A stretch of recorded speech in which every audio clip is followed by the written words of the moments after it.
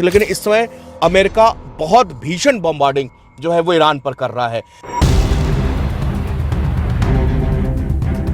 इस युद्ध के एक ही आखिरी रिजल्ट है सर, न्यूक्लियर अटैक। यूक्रेन जो है वो अटैक कर रहा है और रशिया की रिफाइनरीज पे। यूक्रेन वॉर भी किसका है? यूक्रेन वॉर भी नाटो का है, अमेरिका का। सर पाकिस्तान के हालात क्या है इस समय? आपको तो पता ही है, आशिम मुनी ने कोटा में एक मीटिंग करी और बोला 3 दिन के अंदर मुझे बलोच का क्लियर मैटर चाहिए। पाकिस्तान में जहाँ भूखमरी है, आपको पता है, वहाँ एक साथ 30 पुलिस वालों ने रिजाइन दे दिया सर। वो लोग बोल रहे हैं यार हम मर रहे हैं तो पाकिस्तान वाले हमारे को एम्बुलेंस तक नहीं दे रहे हैं। बलोच में पूरा का पूरा कंट्रोल ही बलोच का है इस टाइम सर। सर उनका कहना है कि हिंदुस्तान का हाथ है सब चीज़ों में। सर देखो मैं क्या कहते हैं, जब कुछ नहीं मिलता तो था हिंदुस्तान पर डाल दो ना सर। क्या होता है, हम पुलिस के ऊपर बहुत विश्वास करते हैं कि हमें लगता है हम सुरक्षित हैं क्योंकि हमें वो लोग प्रोटेक्ट कर रहे हैं, लॉ एंड ऑर्डर उनके हाथ में। लेकिन जब वही लोग किसी आदमी की निर्मम हत्या कर देंगे तो लोगों का विश्वास खत्म हो जाता है सर। तो जीवन में ना तो मुझे कभी इलेक्शन लड़ना है, आज के वर्ड्स याद कर लेना, जब भी टाइम्स ग्रुप या इंटरव्यू डाले तो तब भी देख लेना कि भविष्य के अंदर आपको जब भी ये लगे कि लक्की बिस्ट कभी इलेक्शन लड़ रहे हैं या किसी पार्टी के झंडे के नीचे आके खड़े हुए हैं, मेरे इसी वीडियो को वायरल कर देना पूरी दुनिया। शेख हसीना बांग्लादेश जाएगी, ये मैंने जुलाई में 25 जुलाई को लिख दिया था सर। और मैंने कहा कि जैसे ही शेख हसीना बांग्लादेश जाएगी, बांग्लादेश की सरकार गिर जाएगी तारिक रहमान की सर। वो चाहते थे कि तारिक रहमान लोकतंत्र लाएंगे, लेकिन नहीं, तारिक रहमान किसके पिपट्स बन गए? आज आईएसआई के पिपट्स बन गए। देश और दुनिया में बहुत सारी ऐसी चीज़ें हैं जो हलचल तेज है। दुनिया की डिप्लोमेसी पूरी तरह से चेंज हो रही है। इधर ईरान और अमेरिका के बीच में जंग फिर से शुरू हो रही है। नेपाल और भारत के रिश्तों पर भी अलग अलग खबरें आ रही हैं। इसके अलावा पाकिस्तान जो है इस समय वो चूँकि पीओके में और बलूचिस्तान दोनों जगह में भयंकर स्थितियां खराब हैं। पीओके की आलम तो ये है कि अल्टीमेटम दे दिया गया है पाकिस्तान सरकार को, पाकिस्तान की सेना को, अगर आप नहीं माने तो ये हम बहुत बड़ा एक्शन ले लेंगे। मतलब एक तरह से मुनीर और शहबाज के हाथों से पीओके निकलता चला जा रहा है। खुद पे खुद आंदोलन बहुत तेज हो गया है। पाकिस्तानी मीडिया इसको पूरी तरह से दबा रही है, लेकिन इंटरनेशनल मीडिया में कहीं ना कहीं खबरें आ रही है। आज पहली मर्तबा आप ऐसा देख रहे होंगे कि लकी बीस सर दिल्ली आए हुए हैं।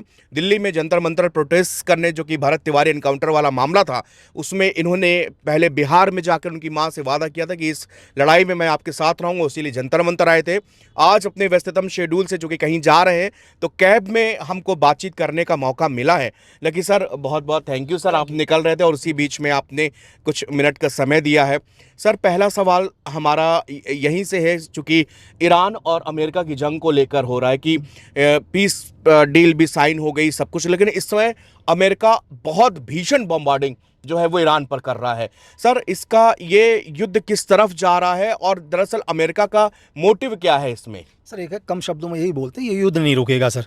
अगर स्टार्टिंग में जिस दिन 28 फरवरी को जो हमला हुआ ईरान के ऊपर, जब अटैक किया गया, तब भी मैं कह रहा था कि युद्ध नहीं रुकेगा, क्योंकि युद्ध रोकना होता तो महज 24 घंटे के अंदर युद्ध रुक सकता है सर। अगर आप दोनों देशों की शर्तें देखोगे, वो शर्तें ऐसी हैं कि दुनिया में कोई नहीं मानेगा सर। ईरान को भी ये युद्ध नहीं रोकना और अमेरिका को भी ये युद्ध नहीं रोकना। बस सिर्फ अमेरिका इस युद्ध को डिले कर रहा था क्योंकि मिड टर्म इलेक्शन है नवंबर में, तो अमेरिका चाह रहा था कि दुनिया को वो ये दिखाना कि नवंबर हम इस इलेक्शन को बंद कर रहे हैं, जबकि वॉर तो नवंबर के बाद भी होना था। और रही शांति समझौते की, तो शांति समझौते तो इतिहास में हमेशा होते हैं सर। आप हिटलर को देख लो, म्यूनिख समझौता किया था उसने 39 में, ब्रिटेन के प्रधानमंत्री हिला रहे थे लेटर को, क्या किया, पोलैंड पर हमला कर दिया। तो नहीं, ये युद्ध लंबा चलेगा। और मैं ये बताऊं कि इस युद्ध के एक ही आखिरी रिजल्ट है सर, न्यूक्लियर अटैक। वो जब हो जाए तो युद्ध रुक जाएगा, नहीं तो ये युद्ध चलता रहेगा। करोड़ों लोग मारे जाएंगे। नहीं, फर्क नहीं पड़ता बड़े देशों को सर, करोड़ों लोग मर जाए, क्यों आज भी तो मर ही रहे हैं सर।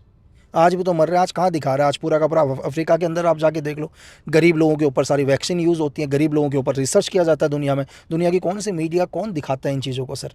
आज ग्राउंड के अंदर क्या चल रहा है? पिछले 3.5 साल से यूक्रेन और रशिया का वॉर चल रहा है, किसने दिखा दिया? बस 2 दिन दिखाया स्टार्टिंग का कि यूक्रेन रशिया का वॉर, कौन दिखा रहे हैं सर? अब आज अमेरिका की गल में हैती में जाकर देख लो, आप लोगों के पास खाने के लिए नहीं है, भूख से मर रहे हैं। तो इसका ये मतलब नहीं कि हमें नहीं पता चल रहा है, तो दुनिया में लोग नहीं मर रहे, दुनिया में हर रोज़ हज़ारों लोग मर रहे हैं। पावरफुल लोगों को इससे कोई फ़र्क नहीं पड़ता, उनका बिजनेस चल रहा है सर। ये तो लास्ट यही बोलूँगा, वॉर लंबा जाएगा, 5-10 साल के लिए आप बिल्कुल सोचो कि ये वॉर चलता रहेगा सर। सर रशिया और यूक्रेन का वॉर का जिक्र किया आपने। ये वॉर पिछले करीब 15-20 दिन से बहुत ज़्यादा तेज हुआ। यूक्रेन जो है वो अटैक कर रहा है और रशिया की रिफाइनरीज पे, उसके ऊर्जा पावर प्लांटों पे अटैक हो रहा है ये, और सब ड्रोन से अटैक किए जा रहे हैं सर। मैसिव अटैक हो रहा है ये। तो क्या अब यूक्रेन को, मुझे लग रहा है कि पूरा नाटो का समर्थन तो है ही है, पहले से हासिल है। अब क्या लगता है कि ये वॉर भी और ज़्यादा तेज, मतलब रिजल्ट की तरफ बढ़ेगा? 3 साल कुछ ना कुछ रशिया करेगा क्या? इसका भी कुछ हाल फिलहाल में अंत है? सर वॉर लंबा चल ही रहा है क्या, 3 से 3.5 साल तो वॉर चल ही रहा है ना सर। हाँ। तो कहाँ रुक रहा है ये वॉर? इसलिए तेज हुआ क्योंकि यहाँ के वॉर में सीज फायर चल रहा था। यहाँ अमेरिका बोल रहा है ईरान के साथ सीज फायर करेंगे, तो उन्होंने, नाटो ने अपनी पूरी ताकत कहाँ लगा दी? यूक्रेन में लगा दी। यूक्रेन वॉर भी किसका है? यूक्रेन वॉर भी नाटो का है, अमेरिका का है। तो सोचो कि यहाँ दुनिया को बोला जा रहा था कि नहीं हम शांति कर रहे हैं, कभी पाकिस्तान बोल रहा है कि हम लोग शांति करवा रहे हैं, तो यहाँ की पावर को उन्होंने वहाँ लगा दिया सर, जहाँ शांति का नाम लिया। तो वॉर तो लगातार चलता रहेगा, 3.5 साल हो गए। तो मैंने कहा वॉर नहीं रुकेगा, वॉर लंबा जाएगा सर, इस वॉर पर तो लंबा जाएगा। तो रशिया यूक्रेन वाला भी बिल्कुल लंबा जाएगा सर। हम 3 साल के बाद भी चर्चा करेंगे तो वॉर चल ही रहा होगा सर। सर, पाकिस्तान के हालात क्या है इस समय? बहुत बुरे हालात है, देख लिया ना, आशिम मुनी ने 3 दिन का अल्टीमेट दिया है, आपको तो पता ही है। आशिम मुनी ने कोटा में एक मीटिंग करी और बोला 3 दिन के अंदर मुझे बलोच का क्लियर मैटर चाहिए। क्यों? ये बौखलाहट देख सकते हैं। पाकिस्तान कह रहा है पूरी दुनिया में तो बलोच उसके कंट्रोल में है। एक्चुअली क्या होता है, 1971 का जो वॉर हुआ था सेम वैसे ही हुआ था। आप याया खान को देखिए या उनके जनरल नाजिया को देखिए, वो क्या बोल रहे थे? बोल रहे हम युद्ध जीत गए, हम युद्ध जीत रहे हैं। एक नैरेटिव बना रहे हैं ना देश के सामने। अरे तुम कौन सा युद्ध जीत गए भाई? तुम्हारे 93,000 सैनिकों ने आत्मसमर्पण कर दिया सर, हत्या डाल दिए, तब भी तुम कह रहे हो हम युद्ध जीत रहे हैं। आज आप क्या कह रहे हैं बलोच के अंदर कि हम युद्ध जीत रहे हैं? उससे भी शॉकिंग चीज़, दुनियाई मीडिया क्यों नहीं दिखा रहे कि पाकिस्तान में जहाँ भूखमरी है, आपको पता है वहाँ एक साथ 30 पुलिस वालों ने रिजाइन दे दिया सर, इस्तीफा दे दिया नौकरी से। क्यों दिया? वो लोग बोल रहे हैं यार हम मर रहे हैं तो पाकिस्तान वाले हमारे को एम्बुलेंस तक नहीं दे रहे हैं। सर, आपको तो बैन कर दिया है वहां से, फिर भी आपके पास इन्फॉर्मेशन आ रही है सर इन्फॉर्मेशन तो हमेशा आएगी, मरते दम तक ही आएगी सर। अब लेकिन मैंने अपने सोर्सेज से पूछा पाकिस्तान में, यार देश के अंदर भूखमरी है फिर भी नौकरी से छोड़ रहे हैं यार। बोला कि सर नौकरी से छोड़ने का एक रीज़न है नौकरी से। बोला क्या? बोला आप देखो कि बलोच के अंदर क्या होता है, जब भी कोई ISI का एजेंट मारा जाता है, एग्जाम्पल, उसके लिए तो आशिम मुनी हेलीकॉप्टर भी भेज देते हैं, आशिम मलिक उसको उठाने के लिए हेलीकॉप्टर भेज देते हैं। बोला यार हम लोग मर रहे हैं तो हमारे को एम्बुलेंस भी नहीं दे रहे, हमारी बॉडी को ऐसे दिया जा रहा है जैसे कुत्ते की बॉडी देते हैं। बोला हम भी इसी देश के। तो लोगों ने दहशत में आके पाकिस्तान की पुलिस फोर्स से इस्तीफा देना शुरू कर दिया सर, रिजाइन देना शुरू कर दिया। और पाकिस्तान दुनिया के अंदर एक नैरेटिव सेट कर रहा है कि वो जंग जीत रहा है, लेकिन ग्राउंड के अंदर बहुत अलग है। बलोच के अंदर आप आज आकर देखो, बलोच में पूरा का पूरा कंट्रोल ही बलोच का है इस टाइम सर। सर, POK में भी हालात बुरे हैं? सब जगह ही हालात बुरे हैं। यहाँ आप पंजाब के अंदर देख लो, पाकिस्तान पंजाब के अंदर वो लोग क्या बोल रहे हैं कि जब से बलोच ने अपने बॉर्डर्स को क्लोज करे वहाँ सारी फैक्ट्रियाँ बंद हो रही हैं सर धीरे धीरे। POK के तो हालात है। POK में पाकिस्तान ने कम से कम 200 लोगों से ज़्यादा लोगों को शूट आउट कर दिया, लेकिन कहाँ दिखा रहे हैं ये दुनिया? ये international human rights commission, international media को ये चीज़ें नहीं दिखाई दे रही हैं सर कि 200 से ज़्यादा लोगों को सीधे शूट एंड साइट कर दिया पाकिस्तान ने? कहाँ दिखाया इसको? तो पाकिस्तान तो इंटरनल क्या है, धीरे धीरे घरे युद्ध की ओर ही जा रहा है सर। और घरे युद्ध ही चल रहा है सर। वहाँ TTP अलग मार रहा है, वहाँ BLA अलग मार रहा है, वहाँ अफगानिस्तान का हमला अलग हो रहा है, वहाँ चाइना ने अलग प्रेशर दे रखा है। लेकिन सर, उनका कहना है कि हिंदुस्तान का हाथ है सब चीज़ों में। सर देखो मैं क्या कहते हैं, जब कुछ नहीं मिलता तो था हिंदुस्तान पर डाल दो ना सर। अरे आपके देश में भूखमरी है, चलो हाँ हिंदुस्तान का हाथ है।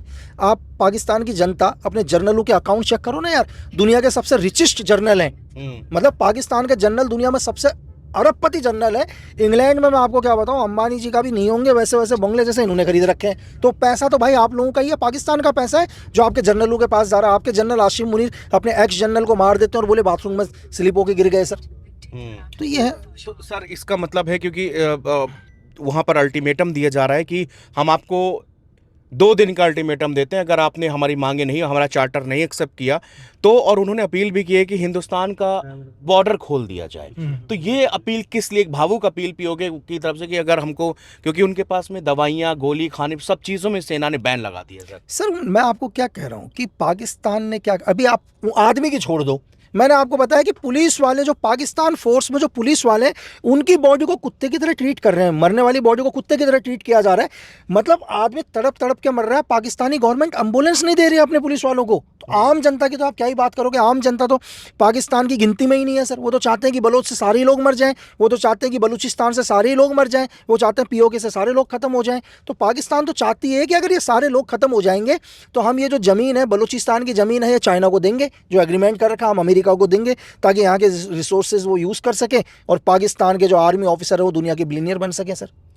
पिछले 24 घंटे से आपकी सर एक रील भयंकर सोशल मीडिया पर वायरल हुई, जिसमें आप जंतर मंतर पर बैठे हुए नजर आ रहे हैं। दरअसल लोग ये कहते हैं कि आप कभी भी इंटरनल मैटर्स पर अपनी बात नहीं रखते, हमेशा आप बाहर विदेशी ताकतों, कोई विदेशी चीज़ों के बारे में बात रखते हैं। लेकिन इस मामले पर आप बिहार भी गए, उसके बाद में कल उनके जब भाई यहाँ पर अनशन के लिए अपने विरोध दर्ज करने के लिए, तब आप वहाँ भी पहुँचे। आपको क्या लगता है इस पूरे केस में?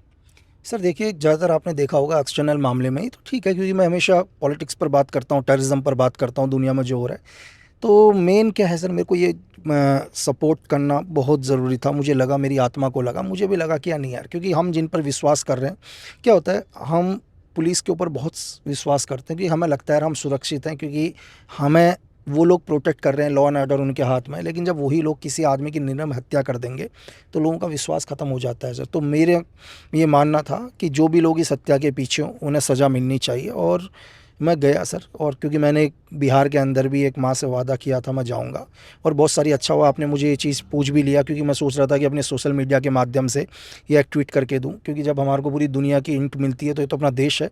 इस देश में कुछ एक वर्ग ऐसा है जिनकी एक सोच हो गई है, ऐसा लग रहा है उनको कि लक्की बिस्ट तो सिर्फ बाहर मतलब इंटरनेशनल लेवल पर ही बात करते थे, लेकिन अंदर बात कर रहे हैं, बात ही नहीं कर रहे, अब तो ग्राउंड के ऊपर भी जा रहे हैं। कहीं ऐसा तो नहीं है कि आने वाले वक्त में वो किसी पॉलिटिकल पार्टी को ज्वाइन करें तो, या वो क्या बोलते हैं, पॉलिटिक्स में इलेक्शन लड़ें। तो मैं उनको ये बोलूँ, अच्छा हुआ आपके चैनल के माध्यम से बोल देता हूँ ताकि मुझे ट्वीट ना करना पड़े आप। तो सबसे पहले तो क्या है, मैं एक सोल्जर हूँ, और सोल्जर के साथ साथ एक ठाकुर हूँ, राजपूत हूँ, जबकि मैं किसी धर्म को नहीं मानते हम लोग। तो लेकिन फिर भी मैं आपको ये कहना चाह रहा हूँ कि जीवन में ना तो मुझे कभी इलेक्शन लड़ना है। आज के वर्ड्स याद कर लेना, जब भी टाइम्स ग्रुप या इंटरव्यू डाले तो तब भी देख लेना कि भविष्य के अंदर आपको जब भी ये लगे कि लक्की बिस्ट कभी इलेक्शन लड़ रहे हैं या किसी पार्टी के झंडे के नीचे आके खड़े हुए हैं, मेरे इसी वीडियो को वायरल कर देना पूरी दुनिया में, और बोलना कि नहीं, आपने तो ऐसा कहा था कि आप किसी पॉलिटिकल पार्टी को ज्वाइन नहीं करोगे, आप भविष्य में कभी इलेक्शन नहीं लड़ोगे। अगर ये मेरे वर्ड्स हटते हैं तो सबसे पहले पूरी दुनिया में इसको वायरल करना सर। लेकिन लकी सर, राजनीति के माध्यम से भी तो अच्छे काम किए जा सकते हैं, नज़ीर पेश की जा सकती है। आप भले ही पॉलिटिकल पार्टी आप बिल्कुल कभी ज्वाइन ना करने के इसमें टाइम्स में आप ऐलान कर रहे हैं, लेकिन मेरा सवाल ये है कि क्या राजनीति इतनी बुरी है कि आप क्यों नहीं जाना चाहते? पॉलिटिक्स बुरी है कि आप नहीं ये सोच रहे हैं कि मैं ज्वाइन करके भी अच्छा काम नहीं कर पाऊंगा? सर देखो क्या है, इतना वक्त नहीं है कि मैं लोगों की सोच को बदलूं सर। आप यहाँ पर क्या होता है, लोगों के अंदर एक धारणा बन चुकी है पॉलिटिशियन को लेकर। एक पॉलिटिशियन कितना भी अच्छा काम करे सर, एग्जाम्पल के लिए सिर्फ उससे एक वर्ग प्यार करेगा, बाकी वर्ग नाराज हो जाएंगे, कहेंगे नहीं तो हमारी पार्टी का ही नहीं है। उसके अच्छे कामों को भी क्या करने की कोशिश करेंगे, हमेशा डाउन करने की कोशिश करेंगे। ठीक है, आप कभी भी देखना, किसी भी पार्टी का, सपोज करो कांग्रेस का एक अच्छा लीडर है, वो अच्छे काम करना चाहता है, सपा का एक अच्छा लीडर है, वो अच्छा काम करना चाहता है, बीजेपी का एक अच्छा लीडर है, वो अच्छा काम करना चाहता है। जब कांग्रेस का एक अच्छा लीडर अच्छा काम करना चाहेगा तो सपा, बीजेपी जो भी देश में है उसके एंटी शुरू हो जाएंगे। मेरी बात समझ रहे हो? उसके अच्छे काम को गिनाएंगे ही नहीं, उस अच्छे काम को भी बोलेंगे तूने ये किया, तूने वो क्यों नहीं किया। मेरी बात समझ रहे हो? इस देश में एक आदमी को काम नहीं करने दे रहे हैं सर। तो मैं चाहता ही नहीं हूं कि जीवन के अंदर, जरूरी नहीं है कि मैं पॉलिटिक्स ज्वाइन कर ही काम करूं, लेकिन आप मुझे जब भी देश में मुझे लगेगा कि कुछ गलत हो रहा है, आप भविष्य में भी मुझे धरातल में जरूर देखोगे सर। मतलब ग्राउंड में आप जरूर जाएंगे? ग्राउंड पर जरूर जाएंगे, लेकिन मैंने आपको बोला कि मेरे साथ किसी भी पार्टी का झंडा नहीं होगा, ना मैं किसी भी पार्टी के झंडे को मेरे साथ अलाउड करूंगा सर। आपको सिर्फ एक ही तिरंगा नजर आएगा, बस तिरंगा। बिल्कुल सर। सर, बांग्लादेश को लेकर एक सवाल मन में आ रहा है कि इधर भारत और बांग्लादेश के रिश्ते बहुत तनावपूर्ण गुजर रहे हैं। इसी बीच शेख हसीना ने ऐलान कर दिया कि वो दिसंबर तक बांग्लादेश जा सकती है, और इसीलिए बांग्लादेश के कुछ नेता बयानबाजी ये करने हैं कि आप आइए, फांसी का फंदा तैयार है। सर देखो क्या है, मैं कभी कहता हूँ, जब हम लोग, मेरा अगर आप ट्वीट देखेंगे 25 मई का, 25 मई 2026, आज तो 13 जुलाई है, तो 25 मई 2026 को मैंने एक ट्वीट, बहुत बड़ा एक ट्वीट लिखा। मैंने लिखा कि मुझे इंटरनल इन्फॉर्मेशन मिली है, हमारे पास इंट है कि 5-6 महीने के बाद, 6-7 महीने के बाद शेख हसीना बांग्लादेश जाएगी। ये मैंने जुलाई में 25 जुलाई को लिख दिया था सर। और मैंने कहा कि जैसे ही शेख हसीना बांग्लादेश जाएगी, बांग्लादेश की सरकार गिर जाएगी तारिक रहमान की सर। ऐसा क्यों? देखिए सर, इसके पीछे अब कहीं ना कहीं, अब ऐसा नहीं है कि जैसे पिछले बार नेपाल के साथ तो मतलब कुछ कर, वो भी आप ही के साथ था, मेरे साथ ही। हाँ, तो क्या है, जनता बहुत नाराज है इस टाइम तारिक रहमान से सर। इंटल अगर शेख हसीना जा रही है, तो कहीं ना कहीं से शेख हसीना को भी इंफॉर्मेशन है, उनको भी इनपुट मिली है बांग्लादेश से, उनके भी फॉलोवर्स हैं, उनकी भी इंट है पूरे बांग्लादेश के अंदर। आज बांग्लादेश की जनता दोबारा शेख हसीना को चाहती है सर। वो चाहते थे कि तारिक रहमान लोकतंत्र लाएंगे, लेकिन नहीं, तारिक रहमान किसके पिपट्स बन गए? आज आईएसआई के पिपट्स बन गए। बात समझ रहे हैं सर? आज तारिक रहमान पूरे क्लोज हैं किसके? पाकिस्तान आर्मी के, आशिम मुनीर के। आज आप देखो जसमुद्दीन रहमान, सिफुकुर रहमान जैसे आतंकवादी खुले आम आज बांग्लादेश की धरती में घूम रहे हैं। बांग्लादेश के अंदर कितने टेरर कैंप चल रहे हैं सर? रंगपुर के अंदर टेरर कैंप चल रहा है। आप क्या कहते हैं, थोड़ा सा नीचे आ जाओ, चटगांव के अंदर टेरर कैंप चल रहा है, सिलहिट में टेरर कैंप चल रहा है। ऐसे 9 टेरर कैंप चल रहे हैं बांग्लादेश की धरती में। और आपको शौक होगा ये जानकारी, इन टेरर कैंपों में ट्रेनिंग कौन दे रहा है? पाकिस्तान के ऑफिसर्स। तो ये क्या बांग्लादेश की जनता को नज़र नहीं आ रहा है? ये दिख रहा है बांग्लादेश की जनता को। तो इसलिए वो दोबारा शेख हसीना को चाहते हैं। और मैं आपको बता रहा हूँ कि ऐसा नहीं है कि शेख हसीना की हत्या की प्लानिंग नहीं है।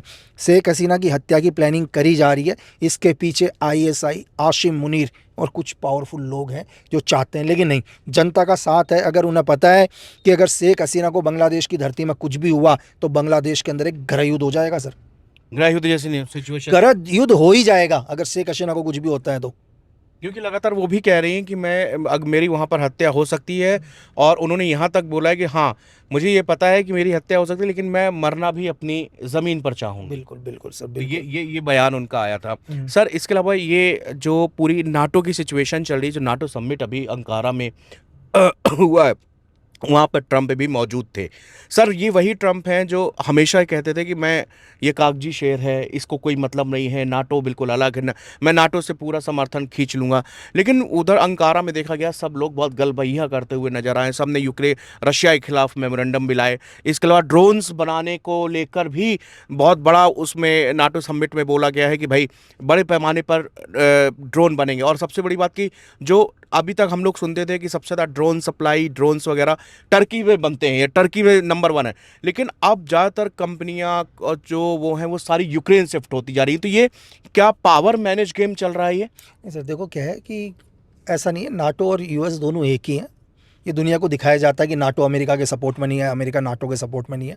कुछ दिन पहले अमेरिका ने बोला कि नाटो हमें सपोर्ट नहीं कर रहा है, और नाटो ने बोल दिया था कि ईरान के ऊपर जो अमेरिका ने हमला किया, नाटो उसमें साथ नहीं है। कुछ दिन के बाद आप नाटो के चीफ का बयान सुन सकते हैं, आपको दुनिया भर में बयान मिलेगा। उन्होंने क्या बोला? ट्रंप एक बहुत अच्छे लीडर है, पावरफुल लीडर है वो, और हम उनके डिसीजन की कदर करते हैं करके। तो ये दुनिया को दिखाया जा रहा है। और रही ड्रोन की बात, आज यूक्रेन एक प्रॉक्सी के तौर पर यूज़ हो रहा है सर। दुनिया को लगता है कि ड्रोन की कुछ एक कंपनियां, चाहे ईरान हो, यही हो, तो दुनिया को नज़र आता है कि बड़ी कंपनीज़, लेकिन अंदर अंदर बहुत सारी छोटी छोटी कंपनीज़ हैं जो वॉर के अंदर ड्रोन सप्लाई करते हैं, और वो दुनिया को नज़र नहीं आती। एक आखिरी सवाल नेपाल को लेकर है कि नेपाल और भारत के रिश्ते इस वक्त कैसे चल रहे हैं, और जो पिछले दिनों ये एसएसबी के साथ में झड़प वाली जो खबर आई थी, वो सर कितनी सही है, कितनी गलत है? सर देखिए, कल ही शायद मैं नेशनल मीडिया की कल बात देख रहा था कि सुस्ता के ऊपर विवाद हो रखा है, बॉर्डर के ऊपर। कल दिखा रही है दुनिया की मीडिया सर, कल दिखा रहे हैं, नेपाल की मीडिया भी कल दिखा रही है यहाँ की। ये डेढ़ एक महीने पुरानी खबर है सर। एक्चुअली क्या है कि एक हमारा सुस्ता एक बॉर्डर पड़ता है, वहाँ पर एसएसबी, आपको सबको पता है कि सीमा सुरक्षा बल जो लगी हुई है,